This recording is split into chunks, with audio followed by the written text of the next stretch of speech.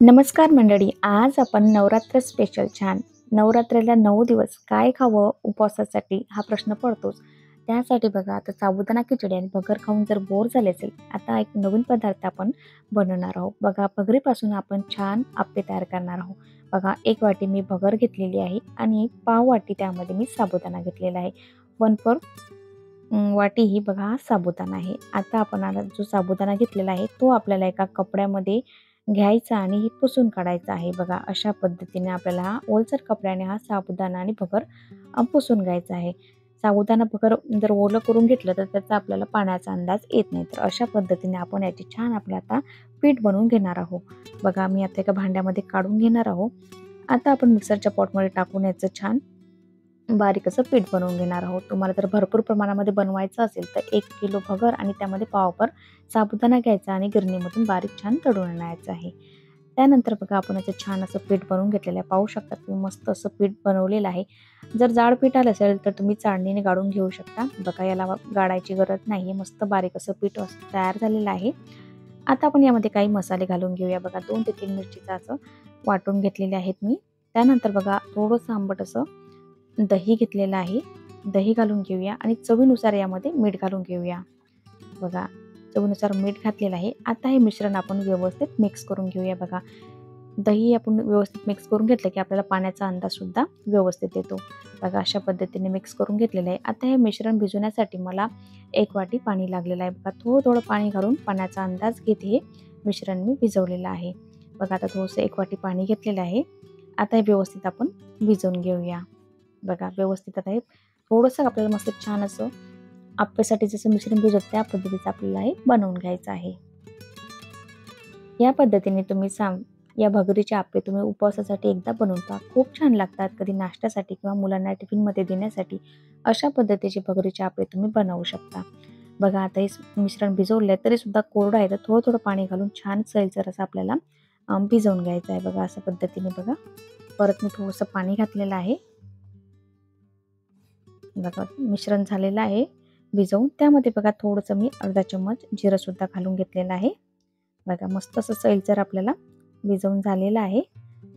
बघा परत मी थोडंसं पाणी घालून भिजवून घेतलेलं आहे. कारण की यामध्ये जे भगर आहे ना आणि साबुदाणा तो फुलतो आणि 10 मिनिटं आपण त्याला रेस्ट करायला ठेवणार आहोत. त्यानंतर बघा आपण आता चटणी बनवून घेऊया. बघा भाजलेली 1 वाटी मी शेंगदाणे घेतलेले आहेत. बघा 1 हिरवी मिरची घेतलेली आहे त्यामध्ये. थोडंसं जिरं घेतलेलं आहे आणि अर्धा वाटी त्यामध्ये दही घालून घेतलेलं आहे. दही नसेल तर तुम्ही यामध्ये लिंबूसुद्धा वापरू शकता. बघा आणि चवीनुसार यामध्ये मीठ घालून घेतलेलं आहे आणि छान याची स्मूथ अशी पेस्ट आपल्याला बनवून घ्यायची आहे. बघा आता मिश्रण आपल्याला थोडंसं पाणी तुम्हाला ज्या पद्धतीची तुम्हाला हवी आहे त्या पद्धतीत पातळ घट्ट त्या पद्धतीत तुम्ही बनवू शकता. बघा थोडंसं पाणी मी घातलं होतं वाटणाच्या वेळेस. त्यानंतर बघा याचा आपण थोडासा तडका बनवून घ्यावा. थोडंसं तेल घातलेलं आहे, जिरं घातलेलं आहे. तुम्हाला कढीपत्ता चालेल असेल तर कढीपत्ता तुम्ही जरूर घालू शकता. आणि थोडंसं यामध्ये मी तिखट घालून घेत आहे. आता हा जो तडका बनवलेला आहे, तो तडका आपण जी चटणी बनवली आहे त्यावरती आपण घालून घेणार आहोत. बघा मस्त अशी आप्याबरोबर खाण्यासाठी आपली जी चटणी आहे ती तयार आहे. यामध्ये खोबऱ्याचा वापर सुद्धा तुम्ही करू शकता. या चटणीमध्ये खोबऱ्याचं जर घातलं तर चवीला खूप छान लागते बघा. मस्त अशी आपली ही चटणी तयार झालेली आहे. त्यानंतर बघा मस्त हे व्यवस्थित आपण मिक्स करून घेऊया. त्यानंतर बघा आपलं छान जे मिश्रण आहे ते मस्त फुललेलं आहे. या मिश्रणामध्ये बघा आता मी एक इनोचं पॅकेट घेतलेलं आहे. यामध्ये तुम्ही अर्धा चम्मच आपलं सोडासुद्धा घालू शकता. बघा आता इनो घालायचा आणि व्यवस्थित मिश्रण छान फेटून घ्यायचं आहे. बघा छान मस्त मिश्रण फुललेलं आहे. अशा पद्धतीने आता आपल्याला लवकरात लवकर मस्त असे याचे आप्पे बनवून घ्यायचे आहेत. एका वाटी जे आप्पे आहेत ते 1 टाईमच्या नाश्त्यासाठी मस्त असे आप्पे बनतात. बघा आता थोडं तेल घालून घेते. तुम्हाला तेल, तूप, बटर जे काही आवडत असेल ते तुम्ही घालून घेऊ शकता. सुरुवातीला आप्पे टाकताना बघा साईडने आपण आप्पे टाकून घेऊया. मधली बाजू असते ती जास्त प्रमाणामध्ये तापलेली असते. बघा आता अशा पद्धतीने सर्व आप्पे आपल्याला घालून घ्यायचे आहेत. बघा मस्त असे 5 ते 7 मिनिटं छान हे आप्पे आपल्याला मस्त मंद आचेवरती शेकून घ्यायचे आहेत. बघा अशा पद्धतीचे आप्पे या नवरात्रामध्ये तुम्ही नक्की ट्राय करून बघा. खूप छान लागतात. या आप्याबरोबर तुम्ही दही तडका सुद्धा तुम्ही वापरू शकता खाण्यासाठी. बघा मस्त असं आप्पे झालेले आहेत. आता याला झाकून आपण 5 ते 7 मिनिटं वाफ काढून घेऊया. 5 ते 7 मिनिटानंतर बघा झाकण काढल्यानंतर बघा मस्त आप्पे छान झालेले आहेत.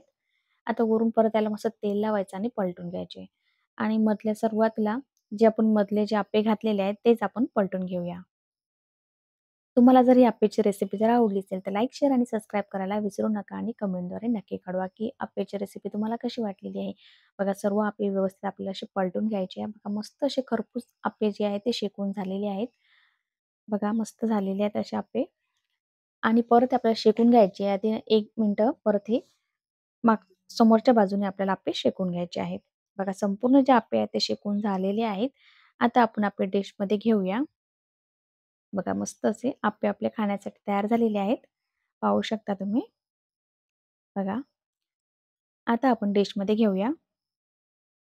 बघा मस्त आप्पे आणि आप्पेबरोबर खाण्यासाठी ती चटणी आपली तयार झालेली आहे. संपूर्ण रेसिपी बघितल्याबद्दल धन्यवाद. लगेच भेटूया नवीन रेसिपीसोबत. तोपर्यंत बाय.